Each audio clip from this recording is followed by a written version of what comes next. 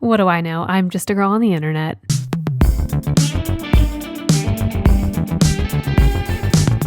No, you are not hearing this or seeing this as an accident. I am actually recording an episode of Girl on the Internet podcast for the first time in what feels like years.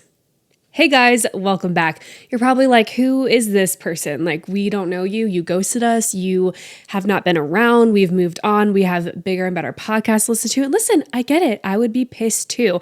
Nothing is worse than like listening to a podcast or watching somebody on YouTube and you like love them, you follow them, you're like obsessed, and then they just go AWOL and then they just completely just fall off the face. You're like, what the hell? Like, I need to be fed. Like, I need to have the content. Okay, so hi, sorry, that's me. But we're going to get into that today. This is like, I don't have any like inspirational talks today. I don't have any like big sis life advice.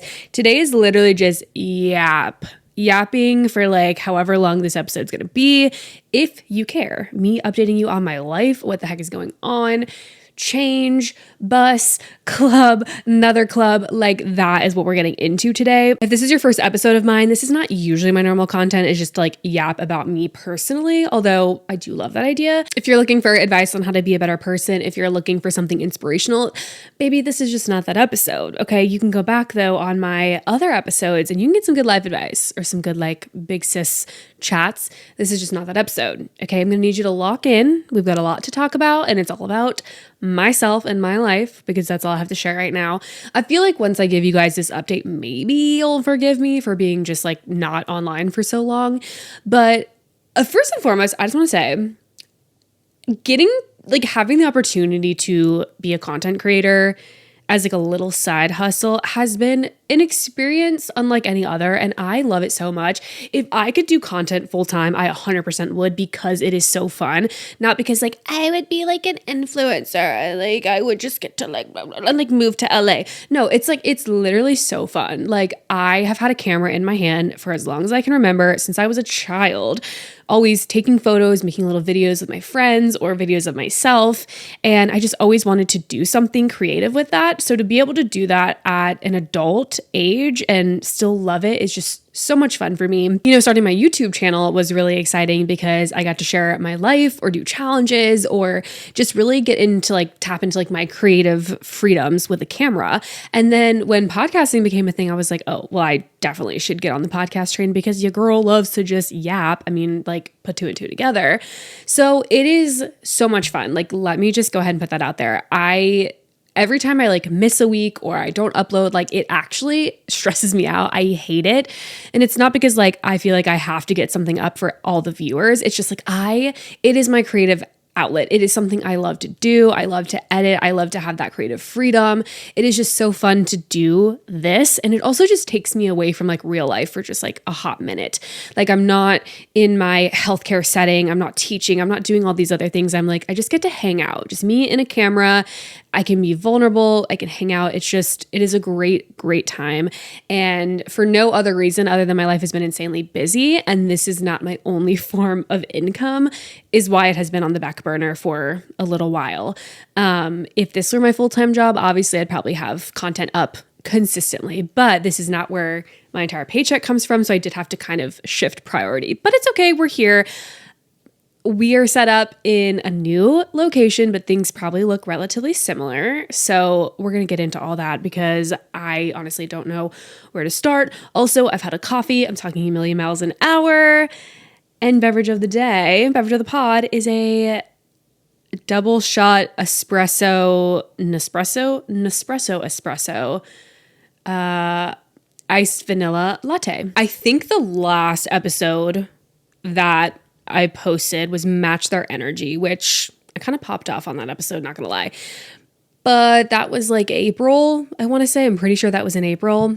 So much has changed. So much has changed. Like, oh my gosh. I genuinely don't even know where to start with this episode, and it's probably going to be all over the place, so just go ahead and forgive me on that. But this is just kind of like we're FaceTiming and catching up, and I'm scatterbrained. So, first and foremost, this is a new podcast setup. I am calling this like my studio now because I actually have an entire room to myself to like work and film and do all of that. So I moved out of my apartment and I moved to a townhouse with my boyfriend, and we are currently in that townhouse, and we are probably like 90% settled.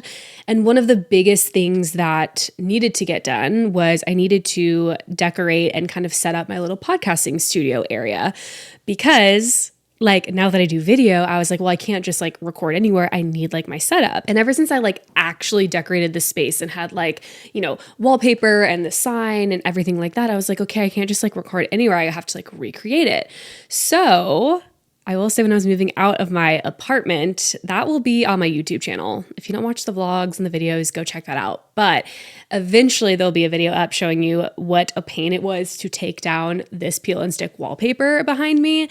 So I've revamped a little bit, and the peel and stick wallpaper is now on basically like plywood that is now like bolted to the wall. So if we ever move out of here, I don't have to take the peel and stick off the wall. I just have to take the screws out of the plywood.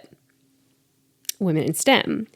So anyways, my goal was to recreate the little podcast setup as best I could because I loved it. I worked really hard on getting it how I wanted. I have my little comfy couch that swivels, my little stool. I just wanted to recreate it as perfectly as possible. And if you're watching the video form, you would know that it actually looks wonderful. The other thing I did that I'm actually really happy about is I ended up moving the girl on the internet neon sign a little bit more in the frame. I think when I installed it myself at my apartment, I put it up a little bit too high. So it was kind of like, this chair is very, very low to the ground, and it just kind of had like an awkward distance. Now it's like right next to my head, and you can't miss it. So I actually like that setup a lot better. I have a new mic stand. I'm just feeling great. I'm feeling great. Let's just leave it simply like that. So I'm happy to be back.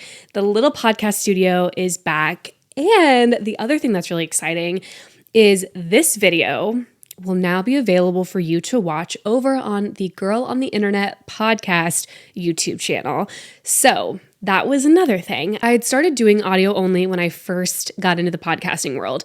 And then I saw that a lot of people were doing video, and I thought, okay, that could be interesting. It will be a lot more work for myself, but it could be very interesting. So then I got into like the video element of podcast recording, and then I had put it on my YouTube channel.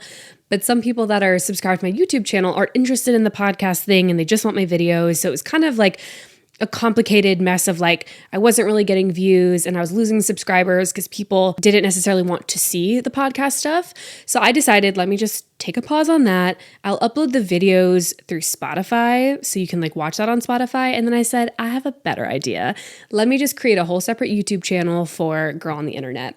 Which honestly, it was not something that I wanted to do in the beginning. I was like, let me just put all my videos in one place, because it can be annoying to be like, follow me here and follow me here and follow me over here and subscribe to this and then go here and subscribe there. It's like, why can't we put everything in one place? However, I do see how that became a little tricky.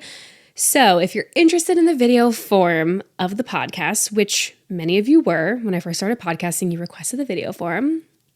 So talking to you directly, go ahead and check it out over on YouTube. So Girl on the Internet podcast, and go ahead and subscribe. And that's where all the video form will be. This podcast, audio-wise, should still be uploaded to like Apple and Spotify and everything else like that. But the video version is officially back. We have it in a new location. If you are also interested in my life in other realms, or things that I'm doing, or vlogs, or just chill, relatable, like comfort YouTube people, you can check out my YouTube channel, which is just Kayla Nelson. Subscribe, hang out. There are 100,000 people subscribed to that channel, so come join the fun. So that is the update on the podcasting world. I'm trying like not to get my feet in this video clip. Not for free. What else? Okay, yeah, moved out of my apartment. I think my last day in that apartment was like April, I want to say.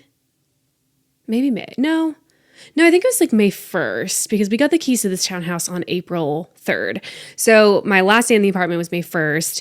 It was just quite literally the end of an era. I had on my YouTube channel, I had a whole like living alone series, and it was really fun. It was definitely a little chapter of my life, and it's crazy to think that that's over now. And I've since done probably the craziest thing I've ever done in my entire life, which is live with a man. not even just living with a man, but living with a man that I have known for less than a year. Hey, so that's crazy. If you have not seen or listened to that episode about how I met my boyfriend, I'm begging you to go listen to it because it is just nuts. I think about it at least once a day, like how Chris and I became a couple. Like it actually blows my mind constantly, every day, at least once a day.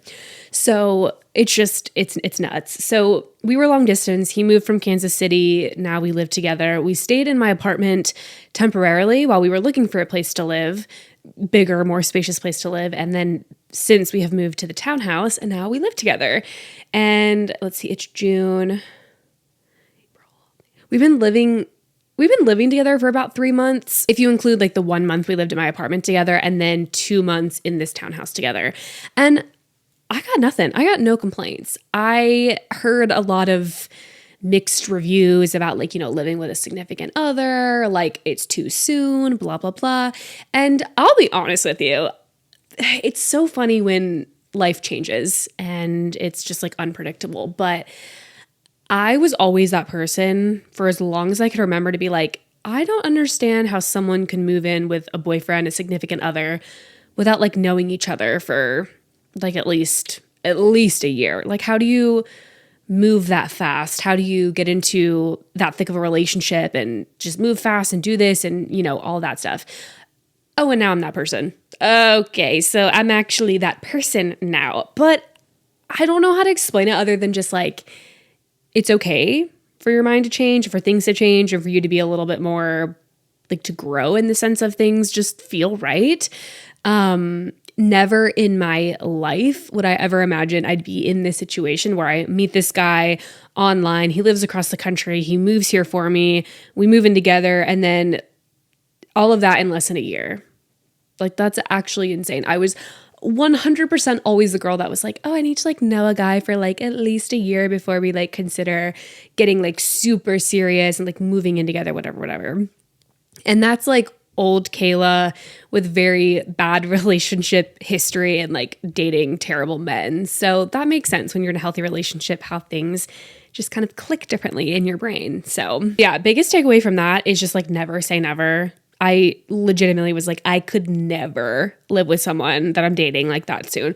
But what do you know? When we were driving from Kansas City to North Carolina, like that Saturday that we were in the car making that cross-country drive was literally our 6-month anniversary. We were in the car 14 hours. I'm like, oh yeah, by the way, we've been dating for actually 6 months. That's wild. That is nuts. So it just, yeah, things can change. That's all I have to say about that. I have so many podcast episode ideas in my head about relationships and about timelines and are you going too fast? Are we going too slow? So we'll get into that in a whole other thing. I don't want to talk about that right at this moment, but that happened. I now live with my boyfriend. Today actually is 9 months that we've been together. So we are slowly working on a year, which is ridiculous, guys. Time is just not real. The last year has just been,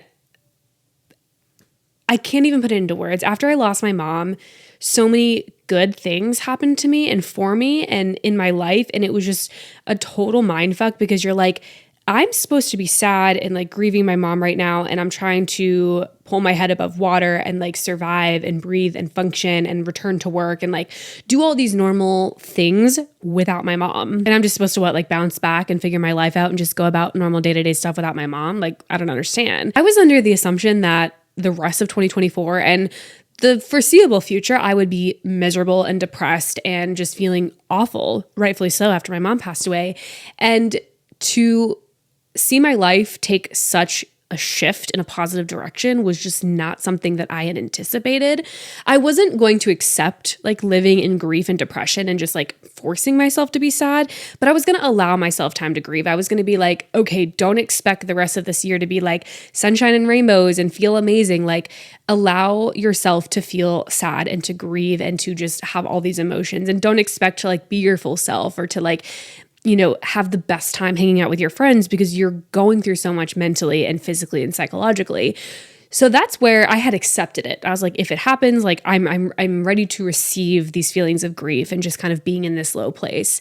But to then have this shift so shortly after of talking to Chris, meeting him, getting into that relationship, I got this new job opportunity of teaching, and I'm doing that, and things are going well, like career-wise and socially wise, and all of these just good, wonderful things started to happen. My hair started to grow. It was healing. I got a lot of like medical questions answered and figured out about myself. And it was just such a confusing time to be like, so my mom is gone, and that sucked. And it was brutal to see her die, basically. And now I'm happy, and now things are going well for me, and things are just turning out nicely for me. Like it was just not something I expected in the slightest.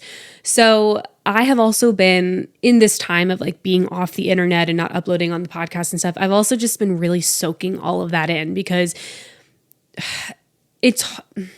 I hate to say it because I hate admitting it, in the sense of like, well, my mom is gone, also in the same timeline that I'm this happy. But this is genuinely like probably the happiest and healthiest I have been in my entire life. And I could cry talking about that, but I mean that wholeheartedly. I'm in a really good place with my mental health, with my body, physically. I'm in a good relationship. My friends are wonderful. Like I'm in so many good places right now. And it just, I will say it is hard to admit that I'm so happy in the same universe, in the same timeline that my mom is gone. But that is just something that I'm learning in therapy. And it's a whole thing with grief, is like you can exist in both at the same time, even if you don't think that you should, or there's like guilt behind the fact that I can be happy, but also like miss my mom. It's just like a whole thing. So because in April, at the end of April, it was 1 year since she'd been gone. And it was just, that anniversary was, I was mostly just speechless, because I didn't understand how it had already been a year, or that it was only a year, or it had felt like just a matter of days since she had been gone. It's just been wild, and life is wild, and none of what is happening right now is anything that I expected. I can't believe I live in a townhouse with a man. I can't believe I have a boyfriend. Let's just start there. How many episodes ago it was like a year or two ago, I made an episode being the chronically single friend. And I was like telling you guys, hey, I'm the chronically single friend. I'm always the single friend in my group. I don't have good luck with relationships. I have been in situationships. I've been with fuckboys. I just suck at dating, not interested in dating. Like I legitimately was planning on doing an entire podcast episode talking about how I am okay being single the rest of my life and dying alone if that is necessary. I was literally typing out and planning an episode talking about that, because I was like, I'm not going to settle. The men on the apps are terrible. If I just have to live alone, then that's just so be it. And there I go on Reddit one day, just minding my own business. And now I have a whole ass boyfriend. Trust me, it's a shock every time. When I say it, I think about that occurrence at least once a day. I'm not even exaggerating. Like sometimes I'll just stare at him and be like, what if neither one of us went on Reddit at that time? Like, I can't even get into it. Truly the butterfly effect, truly. All of that to say, life has been very good. Really good things have been happening. It almost feels, I'm trying to accept it when things are going well and things are going good and I'm enjoying life. I'm trying to focus on that, because in my back of my mind with like my anxiety is like, ooh, you just wait, girl. Something bad's on the horizon. Like it's all too good to be true, which was also something that I experienced initially in the early dating stages. I was like, oh, he's going to find me annoying and repulsive and this isn't going to last and he's going to dip out. But now we live together and it's like he moved across the country for me. So it's like, that's hopefully and likely not going to happen. But I've been trying to silence that part of my brain that's like, this is all too good to be true. Something bad is brewing. Like, shut up. First of all, telling my anxiety to get the hell out of my head. And also just be like, no, like I'm allowed to experience good things. Good things are allowed to happen to me. I've worked hard. I deserve certain things. God, here I am talking a million miles an hour. That is a whole other podcast episode I want to talk about, is the last several months, like with Chris, with these job opportunities, with good things happening to me. People have been telling me, you deserve it. I'm so happy for you. You deserve it. you deserve this, you deserve that. And I'm like, huh? What?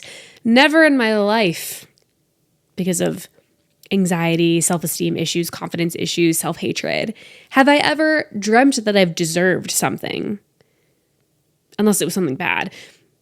Like, I was under the assumption that I don't deserve to be happy. Like, I don't deserve to be in a good relationship. I don't deserve anything. Like, no. So to have that being said to me multiple times by multiple people over the last several months, like, oh, you are just, I'm so happy you're happy and you deserve it. I'm literally just like, what? What do you mean I deserve? Like, it's a whole other pill to swallow, and working on that in therapy. My therapist is even like, girl, you deserve it. I'm like, what does that even mean? Like, do you know how bad your self-esteem has to be for someone to tell you you deserve something good and positive, and you're just like, huh? Like, that's embarrassing.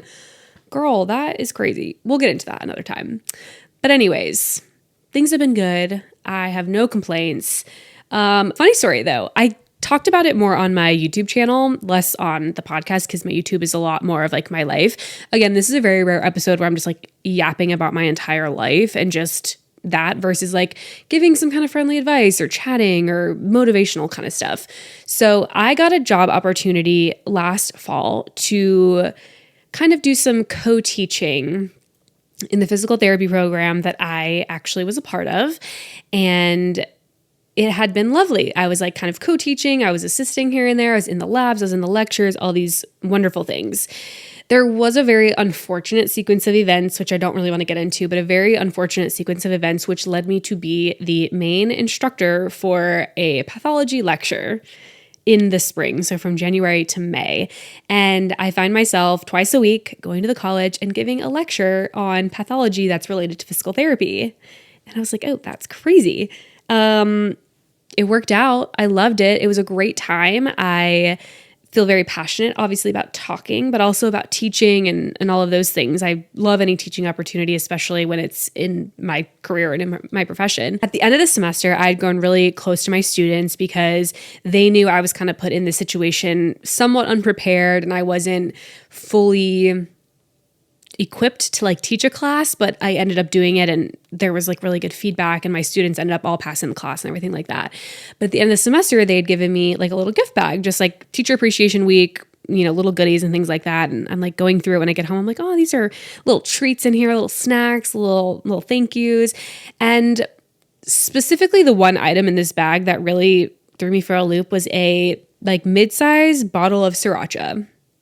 I'm like, this is weird. I was like, I don't think I've ever sat in the front of the lecture and been like, oh, I love sriracha. It's my favorite. I put it on everything. Like, I'm just like, this is random. Like, it's one of the students just go in their cupboard and like throw it in. Like, I had a lot of thoughts. The other thing that really got me was there were a couple of Olipop sodas in the bag. And I was like, this is kind of like nation specific. Like, how do they know I like Olipop? I never brought one to class. Like, it was just very odd. So the next time we have a lecture, I obviously thank them for the gifts. I was like, hey guys, like, thanks for the snacks and everything. And I said, by the way, like, how do you guys know that I like Olipop and sriracha? Like, was that just a guess, or did you like ask like one of the other like faculty or something? And one of the students was like, we found your YouTube channel. What? Oops. Oopsie daisy. I said, oh, okay. Well, do you like it? No, I'm kidding. I didn't say that. Yeah, that happened.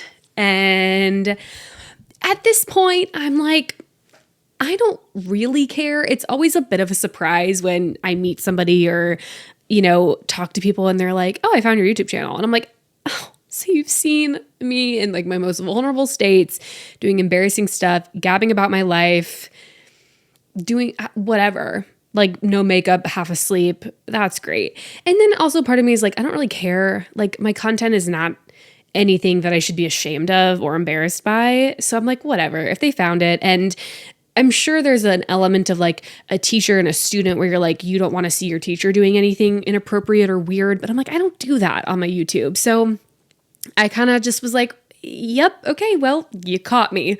I do have a YouTube channel. I've been doing it for several years. It's like a little side hustle thing.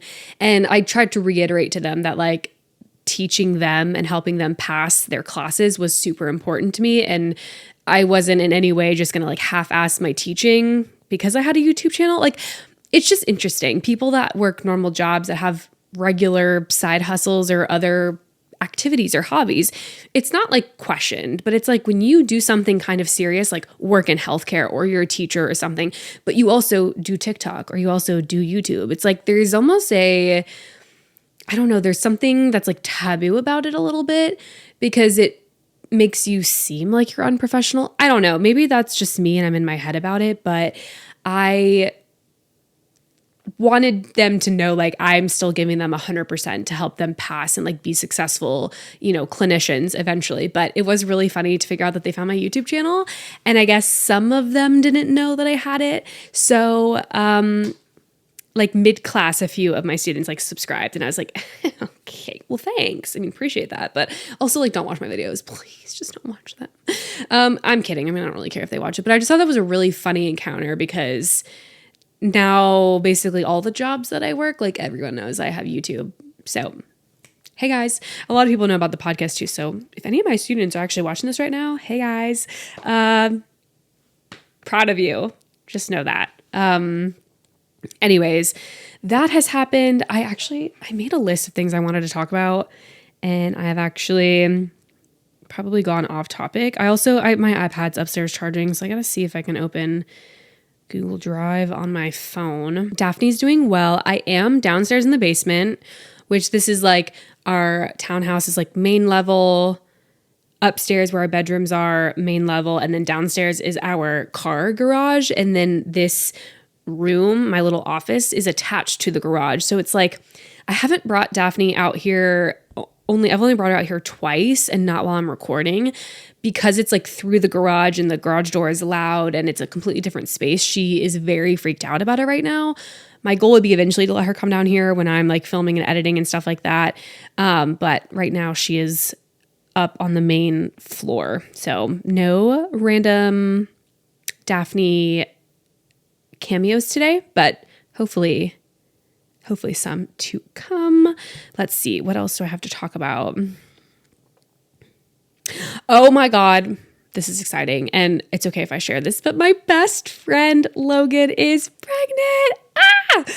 That has been wild as well. This is my childhood best friend. We grew up together. We lived together in our early 20s. She's pregnant. I'm going to be an auntie. So excited. She told me in like March or April or something that she was pregnant and I about lost my mind. I was like, what? It's weird when things like that happen. Like when you get older, like your friends get married and your friends start getting pregnant, you're just like, aren't we still 16? Like, I don't understand. Like, I'm about to be 30 in December and I still just can't even process that. So her telling me that she was pregnant, I was just like, this is insane. Like, what the heck? So excited. She's having a little girl. I cannot wait. Her shower is going to be later this year and I'm just so excited. I'm so happy for her. I don't know how much I've talked about Logan on the podcast specifically, but she's been in my YouTube channel, like on videos and things like several times before. But my childhood bestie, love her. So dang excited. I can't even believe it. It's just going to be such an exciting time. That was like on my list. I literally wrote Logan is pregnant. Oh, something else that's really fun. I'll put a little like picture over here. Chris and I went to Arkansas for, Memorial Day weekend. We went to a wedding and I'm actually just going to talk about that for a second. We were in the tiniest town in Arkansas, like of all time. I think it was called McRae. So let me just like start over. Chris and I were going to Arkansas to go to a wedding. This is like one of his friends. And we flew from Charlotte to Little Rock, and then we had to drive from Little Rock to McRae, where the Airbnb was that we were staying, and then the wedding was in Searcy. So if you're from Arkansas or any of that and those sound familiar, that's where we were. These are places I had never heard of other than Little Rock. I'd never heard of Searcy, McRae, any of these places. We got a rental car. We drove from Little Rock to McRae. It was about like a 45-minute to an hour drive. And first of all, I'm shocked that there even was an Airbnb there, because when we got to McRae, there is a sign that says population of 600. That is a teeny tiny little town. Like when we were driving through, we saw the town hall, like the city hall or town hall, and the fire department and the police department all like as one small building. And I swear to God, there was like one fire truck, one police car, and that was it. Like it was a tiny little rural town in Arkansas. It was adorable. It was basically like farm country and it was just like really cute and quaint, but 600 people is like crazy to me. So we were there and we ended up staying at an Airbnb with the sweetest, cutest lady of all time. Her name was Joan. And she had a little tiny cabin on her property. I'm talking like 300 square feet, very, very little. And on Airbnb, she solicited it as Joan's Pecan Cabin. And it was precious. It had like bear theme on the inside, like woodsy, very, very tiny. Like it was adorable. She made us like cookies and brownies and it was just so cute. We also learned that Arkansas is largely known for pecans and pecan production and growing them. So her calling her cabin Joan's Pecan Cabin kind of like made sense, but it was adorable. We were there. There was like literally nothing to do when we were in McRae. So we would just like go out to eat and then come back to the little cabin and sit on the little back porch and watch for birds and listen for birds. So that was like a whole thing in itself. Then we go to the wedding. Wedding was great. Lovely time. We end up going back to the couple's house after the wedding.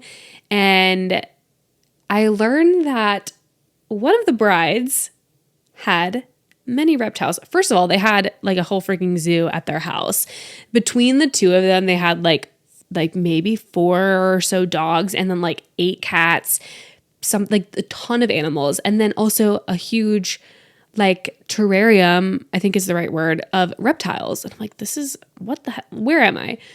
So we're just hanging out. People like, were coming over to play games and things like that. And all of a sudden, one of the bride's friends like takes out one of the snakes from the terrarium and is just casually like holding the snake on her wrist.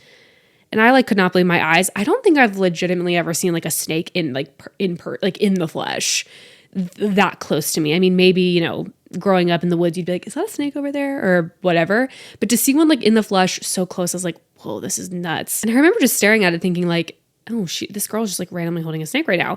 And she goes, do you want to hold it? And I'm like, what? But then I kind of thought to myself, I was like, when am I ever going to get this opportunity again to just like casually hold a snake that's like a domestic snake and isn't going to bite me and whatever. So immediately I'm like, is it like venomous? Is it poisonous? Like, is it going to attack me? Like, what's up? And she's like, no, he's like an older snake. He's so nice. He's not going to bite you. Like, nothing's going to happen. And I literally was just like, fuck it. I'm going to hold this snake because why not? What do I have to lose, right? Me acting like I'm jumping out of an airplane, skydiving, and like just literally holding a pet snake. So she gives me the snake. I hold the snake. It was such a cool experience. I do not want a snake. Let me just say that. But holding it was actually kind of cool. It was weird because it's like snake skin feels so smooth and like leathery. But then at the same time, you can kind of like feel the snake's like organs and like the skin underneath it. It was just insane. It was such a wild sensation and feeling. I was like holding the snake and he was kind of like slithering on my arm a little bit. And it was in the python family. So it did start to like wrap around my wrist a little bit and like squeeze. It obviously wasn't like attacking me or anything. That's just like, I guess how pythons are in the wild. But it was so weird. I literally held it for like 15, 20 minutes and Chris was like taking pictures and videos for me. But it was such a wild experience. And then I like posted on my Instagram story and I'm like, when in Arkansas, I'm just like holding a damn snake. That was crazy. But it was really cool. I feel like people like either absolutely hate or freak out or have like a fear of spiders or snakes. I am team spider. I hate spiders. They freak me out. They scare me. I can't. If you were like, oh, my tarantula, like I'd rather kill myself. But a snake, like, yeah, that was cool. I liked it. Now, would I go like touch like a venomous snake or like the massive like 20-foot long? No. This was probably like, I don't know, maybe like a little 4-foot snake. I don't know. I'm bad with like guessing size of things, but it was like probably like maybe like this long. It was kind of skinny. And yeah, it was fun. I really enjoyed it, but I held a snake and I wanted to share that experience with you guys because that is crazy. Oh my God. How did I not start with this? What am I doing? How did I not start with the fact that Taylor Allison Swift owns her music? She owns her music. I can't believe I didn't start with that. Oh my God, I've been wanting to talk to somebody about it for so long. Hey, so Taylor Swift owns all her music again. So everything is Taylor's version. Everything is Taylor's version. Let that sink in.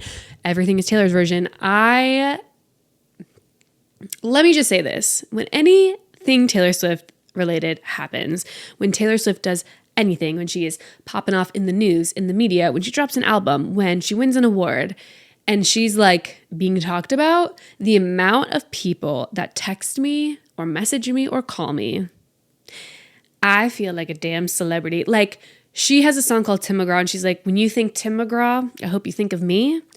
Okay, well, this is when you think Taylor Swift, I hope you think of me. I am on the forefront of so many people's mind when Taylor Swift does anything, and I could not be more proud of that. That is like the embodiment of what it feels like to be a Swiftie, is like when Taylor Swift does anything and someone thinks of me, oh, I get so excited. I'm like, yes, I did see that she did that. Yes, I did see the outfit. Yes, I did. Yes, I did. Oh my God, her dropping that little handwritten letter and just letting everybody know she owns all her music again.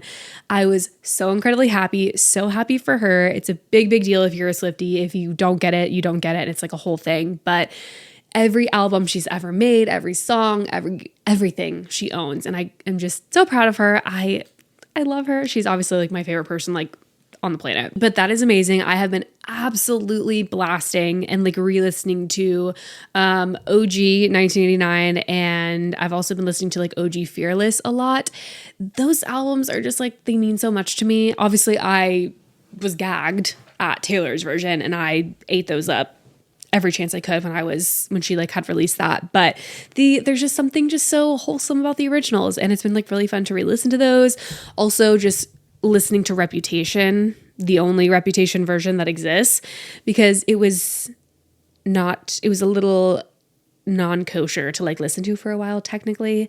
But I'm very excited to have been listening to that and blasting Getaway Car guilt-free. It's been just fantastic. I'm so proud of her. If you're a Swiftie, you get it.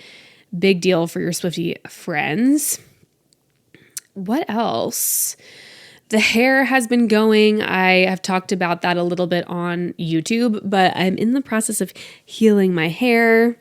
Had a lot of stress and health problems and things, and I had like 4 pieces of hair on the top of my head, and it is short right now, as you can see if you're watching the video. I don't have any extensions in or anything, and I'm just slowly working on healing my hair. I don't know if it looks good right now. I feel like this sign is kind of making this side look frizzy, but it actually looks really healthy and it's looking really good. So excited about that. That'll be a whole episode as well, either YouTube video or podcast about my hair and how I've been healing it and products I recommend and things like that. So stay tuned for that. I have been working on making sourdough. I did make a sourdough loaf. I've made sourdough discard treats and goodies and baked items and things like that.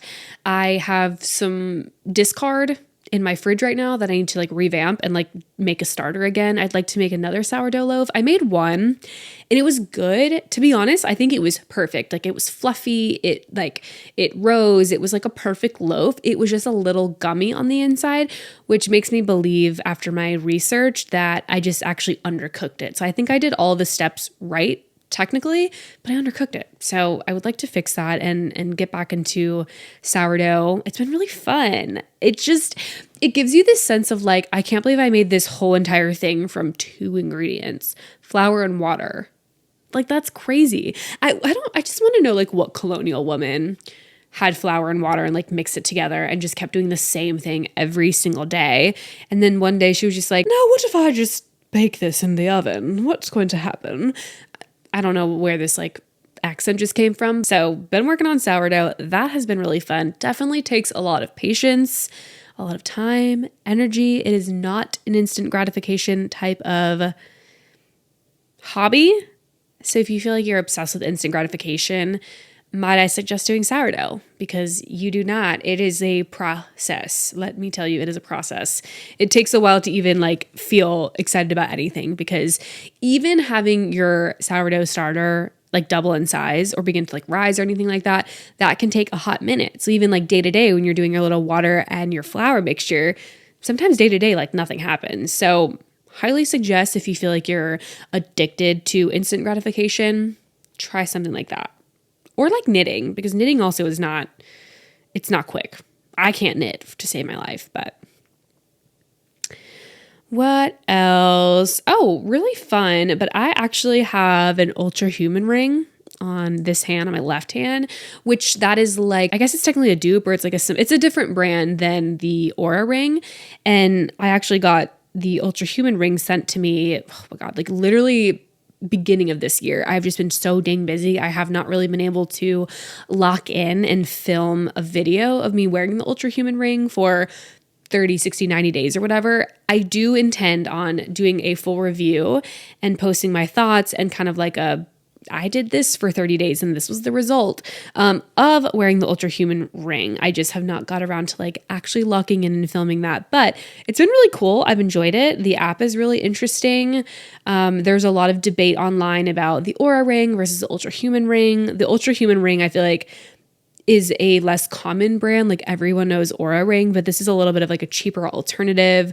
They actually sent me the ring and I've been able to work with them a little bit, and that's been really cool. So I will come back with some feedback on that at some point, but you might have seen it in like some videos and things like that, but it's because I've been wearing it and it's been a fun little experience. There's just who's calling me right now? Guys, I have been getting so many fucking spam calls. I've been getting so many spam calls. It is ridiculous. Most of them are about like loans or something. Why am I getting like, just like, leave me alone. Leave Brittany alone. Leave me alone. I think that's going to do it for me on this episode. I don't feel like I have a lot more to share. I mean, I could, trust me, I could go on and on and on and on, but I feel like it'll be a little too tangential for my liking, and I could probably talk for like another 2 hours. So I think I'm going to wrap it up here. This was just sort of a lighthearted, brief episode, just catching you guys up on my life and where I've been and what's been popping. So just a little taste of the podcast being back. Next week, hopefully we are back on regularly scheduled program and it's a little bit more like interesting topics and things like that. But thank you so, so much for listening. I really appreciate you guys coming back, waiting for me, being willing to like listen after being ghosted for so long. It means the world to me. This podcast is so fun. Doing this is so fun. And I'm just very grateful that it gets to be part of my life. And yeah, I'm grateful for that. I don't have a random fun fact for you guys today because I came slightly unprepared, but I appreciate you being here. Thank you so much. Be sure to check out the video form of Girl on the Internet podcast over on YouTube. Just search Girl on the Internet podcast and subscribe to the channel so you can watch the videos. You can check out the Instagram at Girl on the Internet pod. Come hang out with me on my personal Instagram at Kayla, obviously. If you're interested in my YouTube channel, it's Kayla Nelson. TikTok is Kayla, obviously. I like never post though because I'm not cool enough for TikTok, but that's all I got. Thank you guys so much for being here and listening, and I hope you have a great rest of your day or your weekend or your Monday or your Sunday, and be kind to yourself, do something nice, and I'll see you guys in the next one. Bye.